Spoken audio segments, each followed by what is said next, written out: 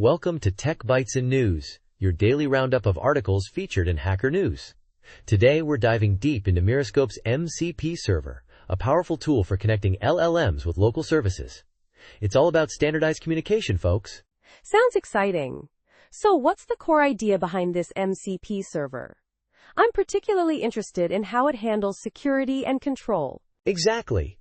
The MCP server, using the Model Context Protocol, lets you expose your resources, tools, prompts, data to large language models in a safe and controlled way. Think of it as a secure bridge between, say, your Claude desktop app and your local databases or custom functions. Got it. So it's not just about connecting, it's about securely connecting. How does it achieve that? That's the beauty of it. The standardized protocol ensures secure interactions. The example they give is a book recommendation server. It shows how you can expose functions to recommend books by genre, and even a whole database of books, all through this secure protocol. A book recommendation server? That's a fun example. But how does the actual implementation work? Is it complicated? Not at all. They use decorators at app.tool, at app.resource, and at app.prompt to register functions, data resources, and prompt templates respectively. It's surprisingly elegant. It's Pythonic, very readable. Decorators? I see. So you essentially annotate your functions to tell the server what they are. Tools, resources, or prompts. Clever. What kind of resources can you expose? Anything accessible via a URI, really. The example uses a simple text file, but you could point it to a database, a web service, or anything else you can access programmatically. The flexibility is amazing. And the prompts? Are they just simple string templates? They can be, but they're much more powerful than that.